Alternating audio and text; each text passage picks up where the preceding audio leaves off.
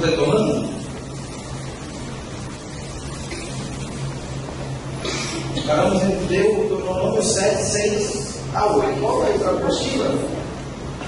Penúltimo parágrafo. Página 4. Primeiro, segundo, terceiro parágrafo da página 4.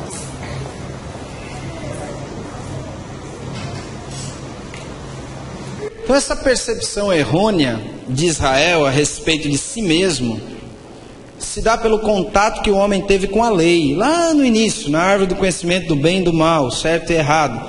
Esta foi a desobediência de Adão.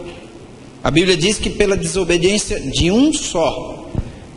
É impressionante que mesmo Deus abençoando o homem através de força, inteligência, sabedoria, provisão, o ser humano ainda acha que é por sua própria força. Então, não atribua os resultados positivos que estão acontecendo na sua vida somente a você. Não atribua. Atribua a Deus. Se Deus não estiver agindo, se Deus não estiver à frente, olha Salmos 127, bem conhecido. Salmos 127, verso 1.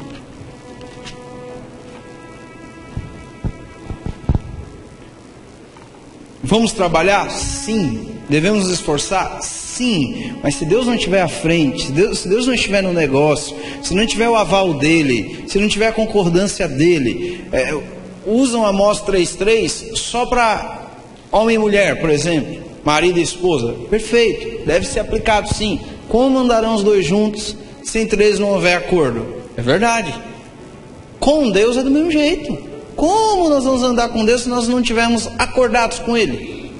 Como é que a gente vai andar com Deus se não estivermos acordados com Ele? Se Deus não estiver no negócio, se Deus não estiver à frente, se Deus não estiver abençoando. Se Deus não estiver abençoando, se Deus não estiver à frente, se Deus não estiver fazendo, as coisas se tornam vãs. Fica sem sentido a coisa. É muito esforço para pouco resultado. É muita dedicação e muito empenho e o resultado é pífio. Agora, quando Deus está no negócio, quando Deus está à frente, quando tem a permissão dEle, quando tem a vontade dEle que é boa, agradável e perfeita, quando tem assim, o aval, o carimbo, a autorização dEle, quando você coloca Deus à frente de todas as coisas, aí a coisa flui, aí a coisa frutifica, aí sim, porque é a graça de Deus. É Deus, a diferença que há no justo, do justo para o ímpio, é o Senhor na vida deles. Essa é a grande diferença. Qual é a diferença do justo, do que creu para o que não creu? Qual é a diferença? É o Senhor habitando dentro do justo. Essa é a diferença. Não é esforço, não é o trabalho, porque o ímpio também consegue se esforçar, consegue trabalhar, consegue se dedicar, consegue se empenhar. Mas o ímpio, o incrédulo, quem não crê, ele não tem o Senhor. E essa é a diferença. Nós que cremos, nós temos o Senhor. E a Bíblia diz em Mateus, capítulo 28, verso 20. Olha a promessa de Jesus. Estarei convosco todos os dias, até a consumação dos séculos. A promessa é extraordinária. Eu vou estar com vocês até o fim. Até o fim eu estarei com vocês. E é isso que produz toda a diferença. É isso que faz toda a diferença. É o Senhor em nós, irmão e irmã. Não é apenas o nosso esforço, não é apenas o nosso trabalho. Salmo 127, verso 1 diz assim: se o Senhor não edificar a casa, o que acontece? Em vão trabalham os que edificam. Se o Senhor não edificar a casa, em vão trabalham os que edificam. Se o Senhor não guardar a cidade, em vão vigia a sentinela. Se o Senhor não estiver presente, se o Senhor não estiver à frente. Moisés disse: Senhor, eu só vou se o Senhor for. Se o Senhor não for com a gente, eu não saio do lugar. Porque onde está o teu favor? Moisés pergunta. Se não é na tua presença conosco. O favor está na presença de Deus. E Deus, através de Jesus Cristo, que é o nosso Deus hoje, disse: estarei convosco todos os dias até a consumação dos séculos. Então todos os bons resultados, irmão e irmã, levante suas mãos e agradeça ao Senhor, porque vem dEle. Vem dEle, é o resultado dEle trabalhando em nós. Olha que lindo Isaías 64, verso 4. Isaías capítulo 64, verso 4.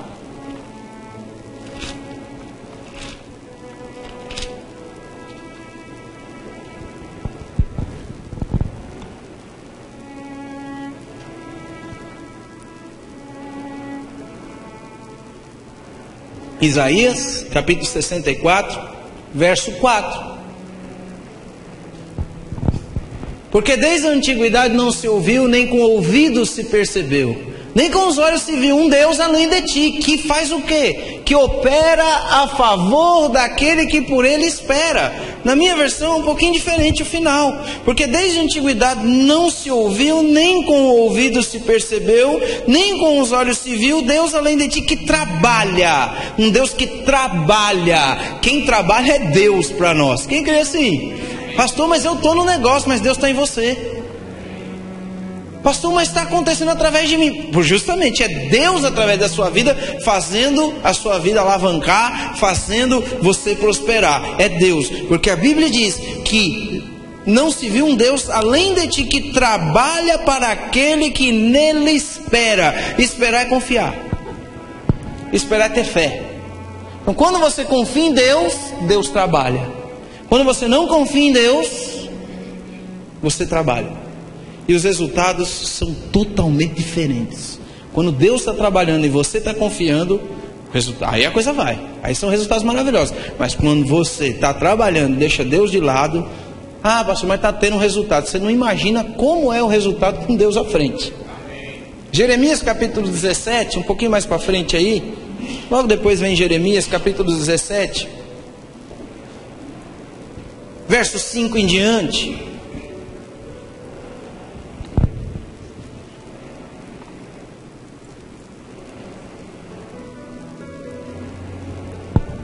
Jeremias capítulo 17, verso 5 em diante. Assim diz o Senhor. O Senhor está dizendo, igreja: maldito o homem que confia onde? No homem.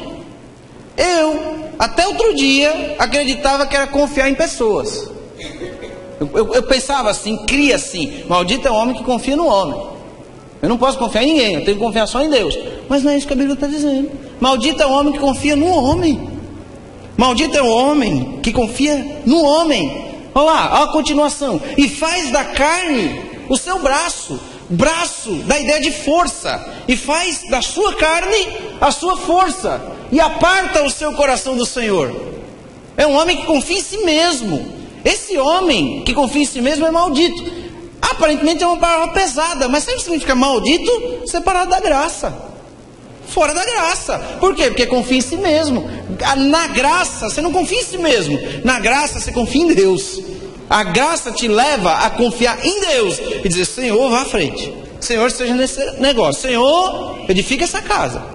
Quem vão, se o Senhor não fizer, se o Senhor não estiver à frente, se o Senhor não guardar, em vão vigia a sentinela. Não adianta. Nós temos que colocar Deus. Graça a isso. É você colocando Deus à frente. Continua, olha o resultado. Verso 6. Olha o resultado.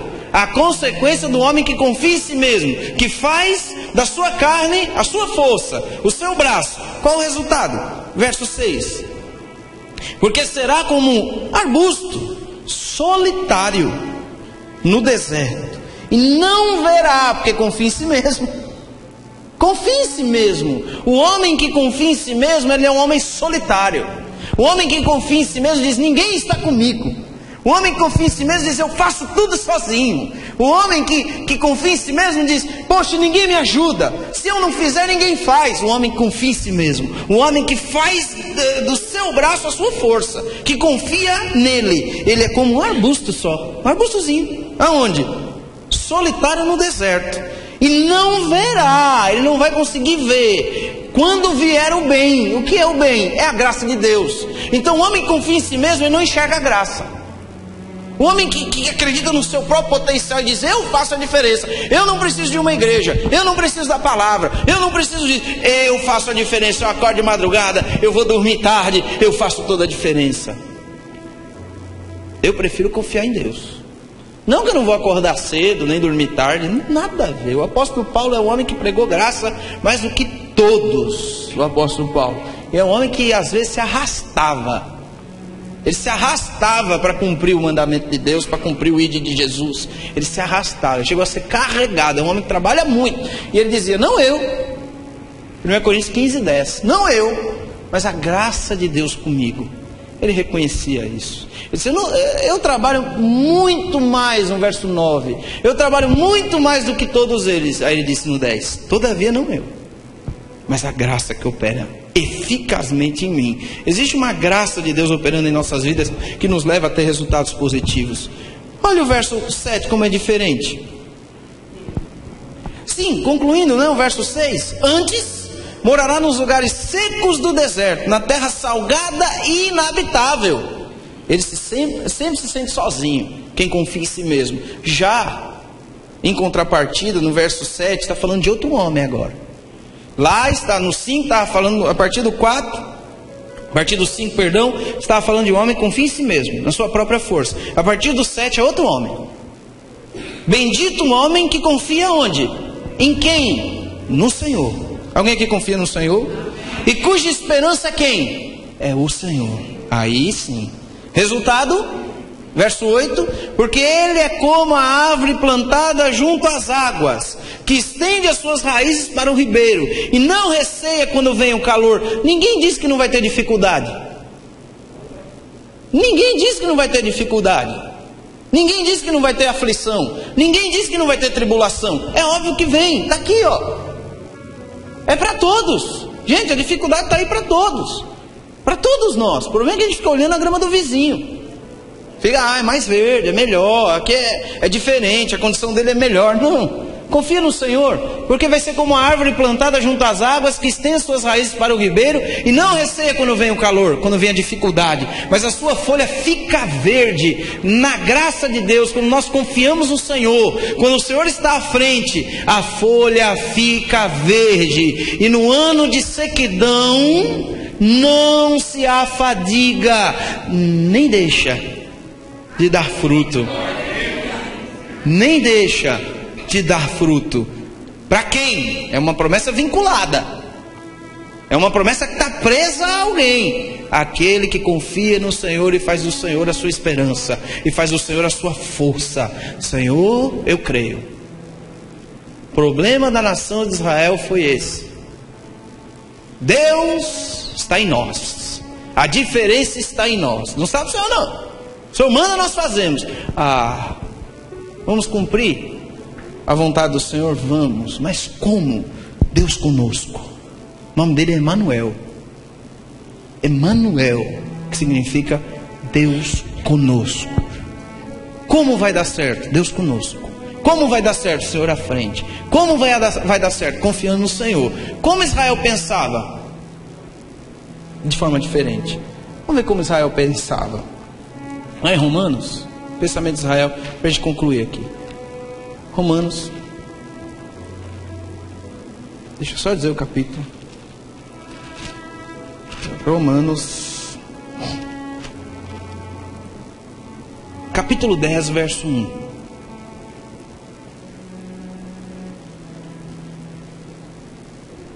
O problema de Israel.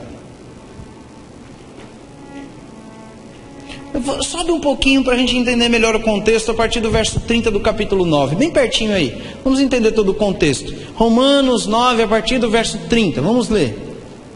A gente está encerrando esse assunto aqui da nação de Israel. Mas olha a revelação do apóstolo Paulo acerca deles. E lembra que ele também era judeu. O apóstolo Paulo também está inserido nesse contexto, só que cria, a diferença é que ele creu. Que diremos, pois? Que os gentios que não buscavam a justificação vieram alcançá-la, todavia que decorre da fé. E Israel, lembra que estamos falando de Israel? Israel, que buscava o quê? A lei de justiça.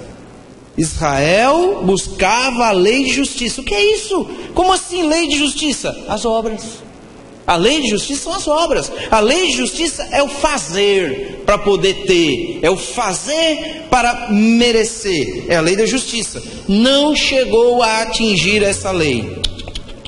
Por quê? O apóstolo Paulo vai responder. Porque não decorreu da fé, e sim como que das obras. O que acontece? Estavam vindo caminhando na justiça que é pela lei, caminhando nas obras, se esforçando, vamos conseguir, tropeça. Tropeça onde? Na pedra de tropeço. Sabe quem é? Jesus Cristo. Jesus Cristo, ao invés de ser a pedra fundamental, a pedra de esquina, onde nós crescemos nele, nos edificamos nessa rocha, ele se torna para os das obras a pedra de tropeço, porque Jesus vem dizer: ei, não é você, sou eu, é o que eu fiz, é a obediência de Cristo, não a Cristo. Aí se torna uma pedra de tropeço. A pessoa que está vindo pelas obras: eu vou conseguir, eu estou me esforçando, eu consigo. Jesus vem e diz: para, porque a promessa é para quem crê, a promessa não é para quem faz.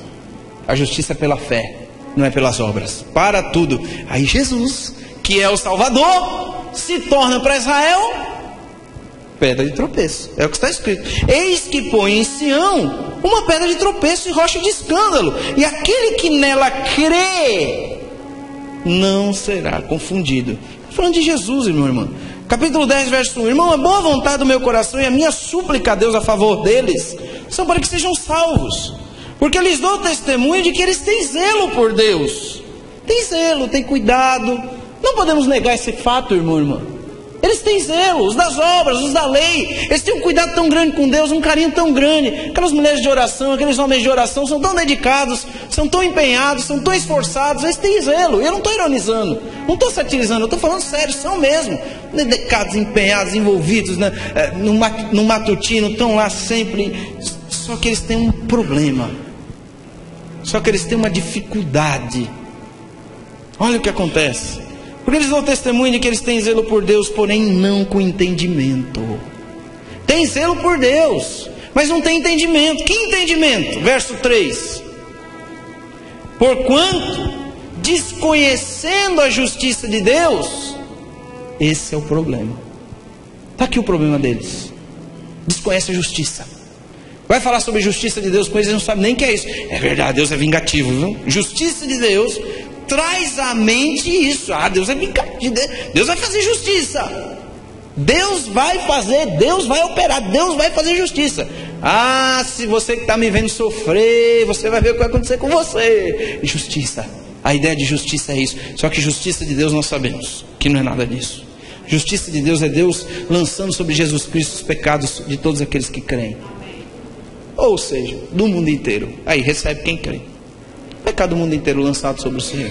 Agora, quem crê se torna a justiça de Deus. Eles desconhecendo esse fato, esse ato, esse dom, esse presente do Senhor, porque a justiça não é conquistada, justiça é dada, justiça é dom. Dom é presente. Ninguém conquista a justiça. Eu conquistei a minha posição de justo.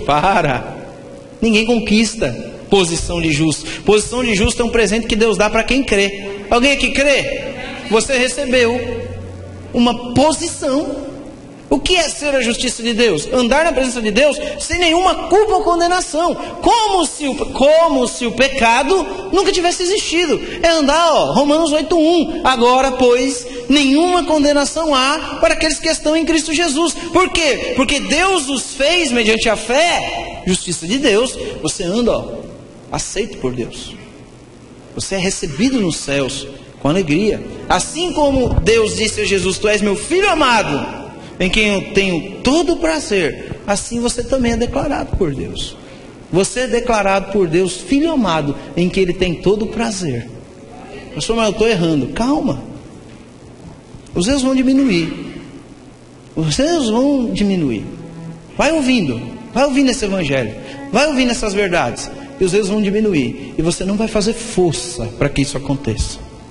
É Deus operando em você, é Deus te transformando, é o amor dele te constrangendo, te conduzindo ao arrependimento. Coisas que já falamos várias vezes sobre isso. Volta ao texto, Romanos 10. Porque desconhecendo a justiça de Deus, quem desconhece a justiça faz o quê? Procura, tenta, mas não consegue. Só procura e só tenta estabelecer a sua própria. Não se sujeitaram a que vem de Deus.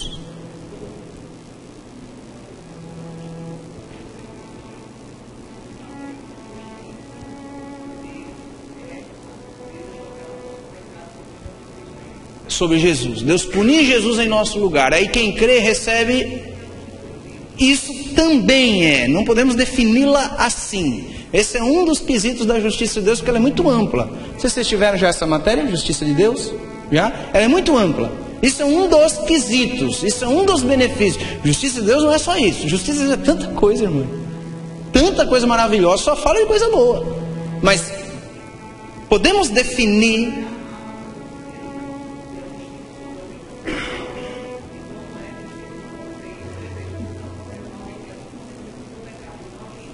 isso.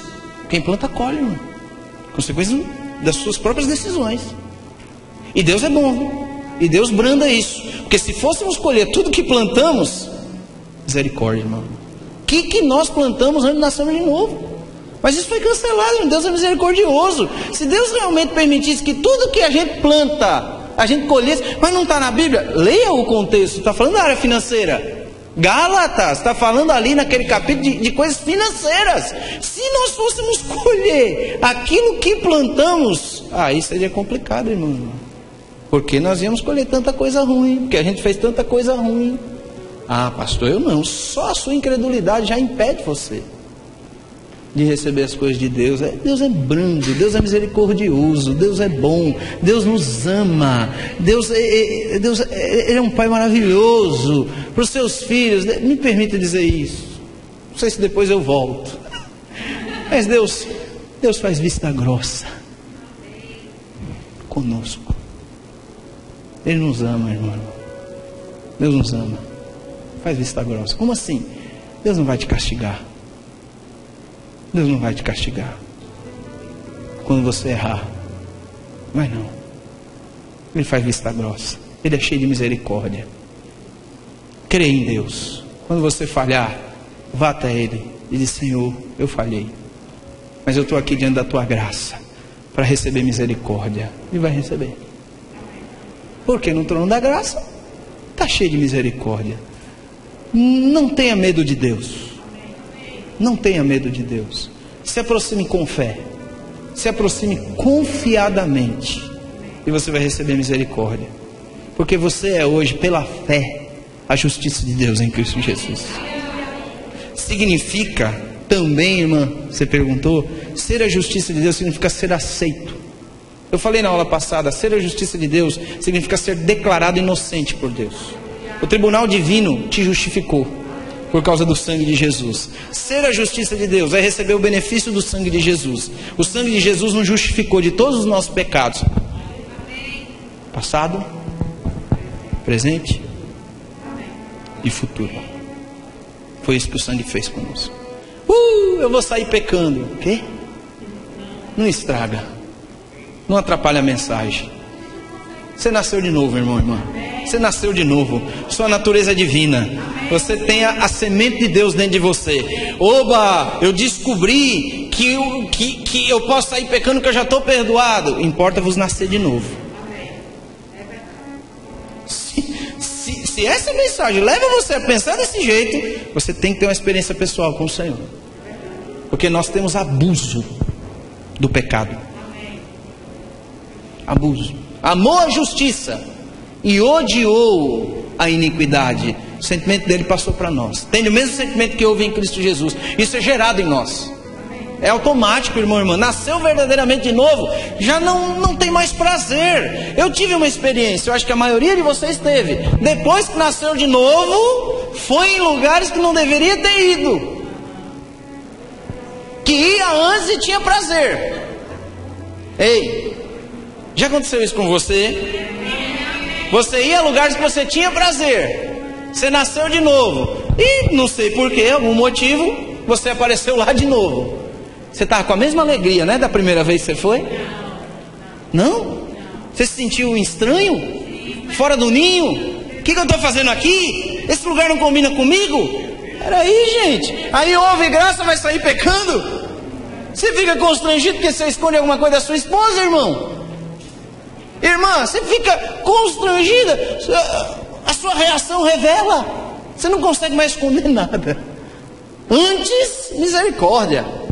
Misericórdia! E agora, nascido de novo? Você não consegue, soa, fica nervoso, treme. Eu tenho que confessar, eu tenho que falar, eu não aguento. O que é isso? É a natureza que você recebeu. Aí você agora eu descobri que os meus pecados do futuro estão perdoados. Eu vou sair pecando. Quando você recupera. Não, esse negócio não é para mim. Esse negócio não tem nada a ver comigo. Vamos voltar?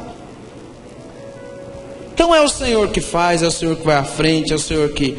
O versículo 4, só para concluir, Romanos 10, 4. Porque o fim da lei... Gente, o fim. Terminou. O fim da lei, o fim do Velho Testamento. Está aqui, ó. Não. Está aqui. Você vai discutir com isso?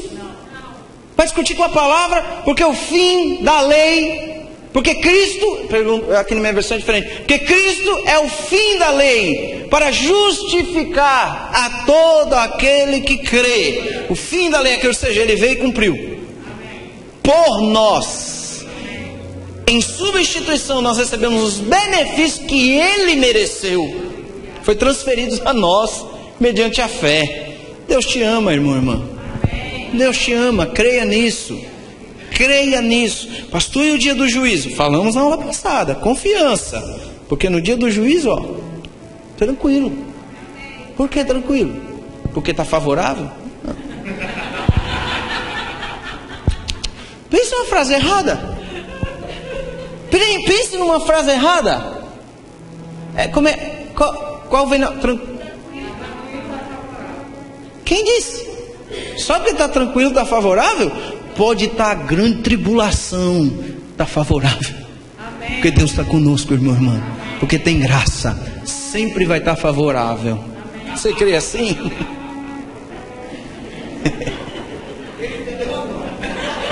Por isso que eu fiz assim. Sempre vai estar favorável, não é porque está tranquilo, não. Deus nos ama, irmão, irmã. Sempre vai estar favorável por causa de um só, viu? Por causa de um só. Por causa desse aí, ó, a chegada da graça e da verdade por meio de Jesus Cristo. Aleluia, a plenitude do tempo chegou, onde Deus enviou o seu Filho, nascido de mulher, nascido sob a lei, para resgatar todos que estavam debaixo da lei, os judeus e também os gentios. Eu já estou na outra lição aí da apostila. Jesus cumpriu toda a lei no lugar da humanidade, pagando, segundo parágrafo, lição, a chegada da graça e da verdade por meio de Jesus Cristo. Segundo parágrafo, Jesus cumpriu toda a lei no lugar da humanidade, pagando dessa forma o preço para a nossa justificação. Mas mesmo assim, após ele pagar o preço, ele resolveu, em acordo com o Pai e com o Espírito Santo, morrer no lugar da humanidade e se apresentar como o Cordeiro de Deus, como a nossa propiciação, o nosso favor. Jesus morre pelos pecados de toda a humanidade, mas o benefício vem para aquele que crê. Mas a morte não podia detê-lo, porque nele não havia pecado. Então o Espírito de Santidade ressuscita Jesus dentre os mortos para a nossa justificação. Agora, na plenitude dos tempos, em Cristo Jesus, que é a plenitude dos tempos, aquele evangelho pré-anunciado que nós vimos na aula passada, na segunda-feira passada, em Abraão, que justificaria o homem não pela sua justiça própria, mas pela fé, passou a vigorar plenamente em Jesus Cristo. Hoje, todos que creem em Cristo Jesus, que creem que seu sangue é o pagamento do preço para a sua justificação, estão salvos, foram aceitos por Deus. E a forma de Deus aceitar as pessoas é através da fé em Jesus Cristo. Deus não aceita as pessoas pelo que ela faz, Deus aceita as pessoas pelo que ela crê. Eu só quero apresentar para você um homem que era cheio de obras, mas muita obra. O nome dele está lá em Atos, abre comigo, capítulo 10, perdão. É um homem chamado Cornélio. Vamos ver Cornélio, Atos 10. Vamos ver, é bem interessante esse contexto, eu queria compartilhar com vocês. Atos capítulo 10, verso 1. Cornélio, vamos ver. Morava em Cesareia um homem de nome Cornélio, centurião da corte chamada italiana. Olha as características do cidadão, verso 2. Impressionante, irrepreensível nas obras. Veja, piedoso, temente a Deus, olha as características, tinha respeito. Lembra aquele zelo que nós vimos agora em pouco? Pronto, é esse tipo de zelo. Você conhece a justiça, ele não conhecia a justiça de Deus, mas era piedoso, praticava a religiosidade. Era piedoso, é isso, praticava a religiosidade, fazia boas obras, fazia boas ações, temente a Deus, com toda a sua casa, e que fazia muitas esmolas ao povo, e de contínuo orava a Deus. Gente, esse homem aqui, se olhar para as obras, e se a salvação fosse pelas obras, está garantido. Está garantido. Olha as características: piedoso, respeitoso a Deus, com toda a sua casa, fazia muitas esmolas ao povo e de contínuo orava a Deus. Perfeito, irrepreensível. Quanto à religião, sem dúvidas, se for apresentar essas características a alguém lá fora, e você pergunta: esse homem vai para o céu? Qual é a resposta? Sim, em coral, sim, vai para o céu. Mas vamos continuar, verso 3. Esse homem observou claramente, durante uma visão, cerca da hora 9 do dia, um anjo de Deus que se aproximou dele e lhe disse: Cornélio! Este, fixando nele os olhos e possuído de temor, perguntou: Que é, Senhor? E o anjo lhe disse: As tuas orações e as tuas esmolas subiram para a memória diante de Deus. Agora envia mensageiros a Jope, ou Jope, e manda chamar Simão, que tem por sobrenome Pedro. Ele está hospedado com Simão, curtidor, cuja residência está situada à beira-mar. Logo se retirou, o anjo que lhe falava chamou 2 de seus domésticos e um soldado piedoso que estavam a seu serviço, e havendo-lhes contado tudo, enviou-os a Jope. A ordem do anjo foi: vai lá e chama Pedro. Lá na frente, na defesa de Pedro, no capítulo 11, vamos dar um saltozinho aqui, porque é onde detalha o motivo da ida de Pedro, e é onde eu quero me deter junto com você. No motivo da ida de Pedro, Pedro vai fazer uma defesa. Por quê? Porque ele vai pregar na casa de gentios. Pedro, ele vai pregar o evangelho a gentios. E para Pedro sair de casa para pregar aos gentios foi duro. Deus teve que dar uma visão para ele do lençol, descendo animais, mata e come. Ele disse não, por 3 vezes. Mata e come, porque Deus purificou, o homem não pode considerar imundo. Aí Pedro entendeu que o Senhor estava falando acerca do evangelho aos gentios, porque Pedro até então entendia, como os demais, que o evangelho estava reservado aos judeus. Esse é o entendimento. Não, o evangelho é para os judeus, a salvação é dos judeus, porque o evangelho é o que salva, né? Você ouve o evangelho, crê e é salvo. O evangelho, as boas novas, a notícia de Cristo. Então o apóstolo Pedro, entendia que a salvação era exclusiva para os judeus e os demais também. Olha a defesa dele, porque ele vai ser atacado aqui. Porque o Espírito Santo desce sobre todos que estão ouvindo. Eram todos gentios. Atos 10:44 diz: ainda Pedro, isso é extraordinário, ainda Pedro falava essas coisas quando caiu o Espírito Santo sobre todos os que ouviam a palavra. E os fiéis que eram da circuncisão, que vieram com Pedro, admiraram-se, porque também sobre os gentios foi derramado o dom do Espírito Santo, pois os ouviam falando em línguas e engrandecendo a Deus. Oh, coisa linda! Então as línguas engrandecem a Deus? E as línguas não vêm pelas obras, as línguas vêm pela fé, vêm pelo crer, vêm pelo ouvir. Eles estavam ouvindo, se estavam ouvindo, eles creram, por isso que receberam. Então você não vê esforço. As pessoas dizem: e aí, já é batizado com o Espírito Santo? Não, então busca mais, se dedica, se empenhe, jejue, reserve um tempo, porque se o Senhor vê o seu esforço, Ele vai dar. Não, gente, batismo com o Espírito Santo é o sinal para todo aquele que crê, disse Jesus. Esses sinais vão de acompanhar aqueles que creem em meu nome: expelirão demônios, falarão novas línguas. É crer. Você crê e é batizado com o Espírito Santo. O Espírito Santo veio sobre eles, o dom de línguas operou ali. Todos que ouviram receberam, pois ouviam falando em línguas e engrandecendo a Deus. Línguas engrandecem a Deus, mas não é o assunto que eu quero, tem que sair daqui. Vamos. Então perguntou Pedro: porventura pode alguém recusar água para que não sejam batizados estes que, assim como nós, receberam o Espírito Santo e ordenou que fossem batizados em nome de Jesus Cristo. Então eles pediram que permanecesse com eles por alguns dias. Chegou ao conhecimento dos apóstolos e dos irmãos que estavam na Judéia, que também os gentios haviam recebido a palavra de Deus. Quando Pedro subiu a Jerusalém, os que eram da circuncisão o arguíram, dizendo: entraste em casa de homens incircuncisos e comeste com eles. Então Pedro passou a fazer-lhes uma exposição por ordem, dizendo: eu estava na cidade de Jope, orando, e num êxtase tive uma visão em que observei descer um objeto como se fosse um grande lençol, baixado do céu pelas 4 pontas e vindo até perto de mim. E fitando para dentro deles os olhos, vi quadrúpedes da terra, feras, répteis e aves do céu. Ouvi também uma voz que me dizia: levanta-te, Pedro, mata e come. Ao que eu respondi: de modo nenhum, Senhor, porque jamais entrou em minha boca qualquer coisa comum ou imunda. Segunda vez falou a voz do céu: ao que Deus purificou, não consideres comum. Isso sucedeu por 3 vezes, e de novo tudo se recolheu para o céu. E esse na mesma hora, pararam junto da casa em que estávamos 3 homens enviados de Cesareia para se encontrarem comigo. Vamos lá, tente agora, 12. Então o Espírito me disse que eu fosse com eles, sem hesitar. Foram comigo também esses 6 irmãos, e entramos na casa daquele homem, Cornélio, aquele homem lá, piedoso, temente a Deus, que dava esmolas, orava de contínuo, aquele homem. E ele nos contou como vira o anjo em pé em sua casa, e que lhe dissera: envia a Jope e manda chamar Simão por sobrenome Pedro.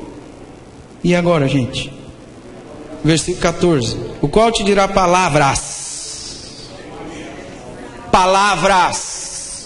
Ei, gente, um homem piedoso, temente a Deus, orava de contínuo, dava esmolas, irrepreensível, mas não era salvo.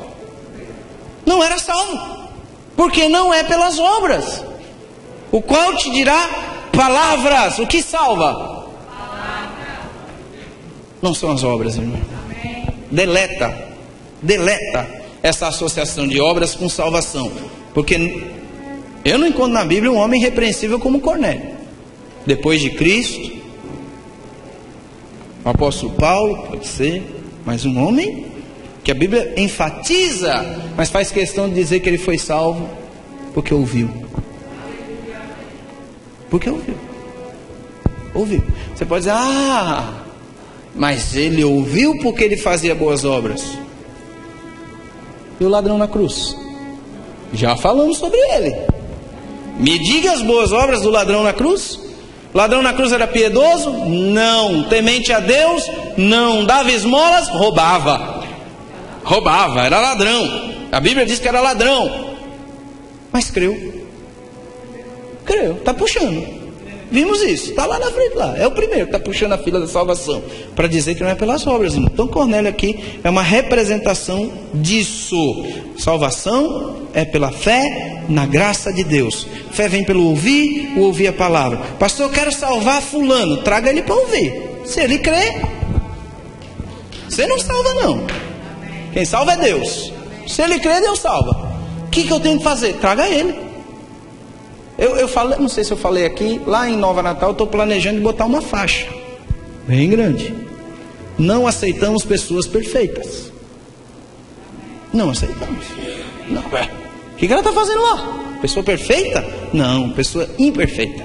Pessoa que está precisando. Os piores a graça vai salvar, porque ela quer surpreender. Sabe o que é isso? É o improvável de Deus. O improvável de Deus. Eu não sei você, não conheço sua vida, mas eu, pode dizer: não, todo mauricinho, todo intelectual, que não há tempo e não há necessidade de eu dar o testemunho, mas pode dizer, aquele ali, se o pessoal lá de São Paulo vê eu aqui hoje, pastoreando, pregando, ensinando a palavra, vão dizer: é o improvável. Não, ele não, ele não. Esse, quem? É improvável. Isso é o quê? A graça de Deus. Ela é improvável. Nos salvou pela morte de Cristo. É improvável. Nós somos os improváveis de Deus. Quem diria que nós seríamos salvos? Quantas pessoas aí fora merecem? mas chegou até nós a palavra e nós cremos, irmão e irmã. Glorifica a Deus por isso. Exalte o Senhor, é Ele. Vamos continuando, próxima lição, justiça como um dom. Acabamos de falar sobre isso. Romanos 5,17. É a forma de Deus aceitar as pessoas, que é pelo dom da justiça. Dom é um presente. É exatamente nesse dom onde a graça de Deus reina. Dá uma lida em Romanos 5, verso 17. Se pela ofensa de um, Adão, e por meio de um só, Adão, reinou a morte, muito mais, irmãos e irmãs, os que recebem, não é os que fazem, é os que recebem a abundância da graça e o dom da justiça. Os que recebem a abundância da graça e o dom da justiça. Como é que é receber a abundância da graça? É ouvir muito. Se receber é crer. É a mesma coisa. Receber e crer é a mesma coisa. Crer é uma ação da fé. Fé vem pelo ouvir. Como é que eu recebo a abundância da graça? Ouvindo muito sobre graça. Ouvindo. E hoje é graça sobre graça. Joseph Prince é um dos pregadores da atualidade da graça de Deus. Ele diz que esse entendimento de graça e da sua plenitude temos recebido e graça sobre graça, ele expõe, ele compara algo como no mar. Então no mar, se você for um pouquinho mais para frente, as ondas, elas não vão parar de vir. Não para, pode parar um pouquinho, depois vem de novo. É uma coisa que é sobrenatural, podemos dizer assim. Coisa de Deus, da natureza de Deus. Então elas vêm, quebra, vem. Já viu que não para? Não para, é o tempo todo. A ideia que se dá de graça sobre graça é assim: bondade e misericórdia, bondade e misericórdia, bondade e misericórdia, bondade e misericórdia. Não para. Não para de vir, é o tempo todo vindo em direção a nós. Nós somos os alvos da graça de Deus. A graça de Deus tem um alvo. São os improváveis. Pessoas que ninguém imaginava. Não. Quem é o Salvador? Esse, filho de um carpinteiro. Esse. E de Nazaré pode vir alguma coisa boa? Esse? Não. Esse não é não. Esse aí, pendurado nessa cruz? Não. Esse não é, mas é. É o improvável. Deus podia trazer como um homem extraordinário, riquíssimo, ficar num trono, reinando, direcionando tudo. Mas Deus não quis que fosse assim, porque Deus gosta de trabalhar com improváveis. Deus gosta de trabalhar assim. Pois é, irmão e irmã, é pela abundância da graça e o dom da justiça que se reina em vida por meio de um só, não é por nós, é por Ele. Nós cremos e recebemos a abundância da graça e o dom da justiça para reinar em vida. A graça de Deus é a manifestação de toda a bondade e amor evidenciado por Jesus na cruz do Calvário por toda a humanidade. Graça é o favor imerecido de Deus para o homem. É importante definir graça como favor imerecido para se opor ao sistema de justiça própria, impregnado pela árvore do conhecimento do bem e do mal, que prega o merecimento, o sistema meritório. No dom da justiça, o homem não faz nada para merecer a absolvição, a não ser crer, e nem o amor de Deus. É através desse dom da justiça que aquele que crê reina em vida através de Jesus. O dom da justiça foi uma conquista exclusiva do Senhor Jesus através de sua exclusiva obediência. Veja aí o verso 19, Romanos 5.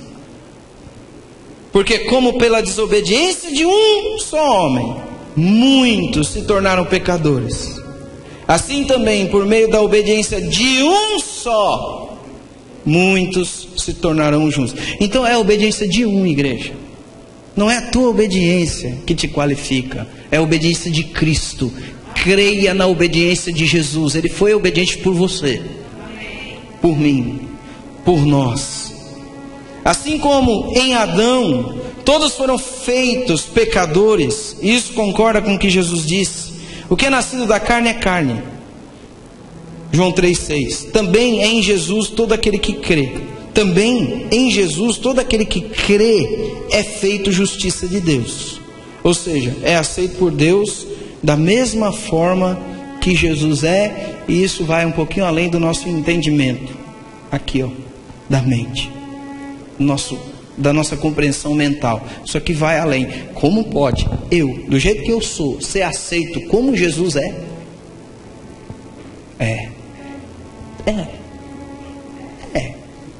Simplesmente é assim. Amém, turma? Então na próxima aula a gente vai entrar nas polêmicas acerca da graça. É um assunto bem tranquilo, parece que tem muito conteúdo. São muitas páginas para você ler em casa, mas o conteúdo para abordagem em sala de aula é bem tranquilo.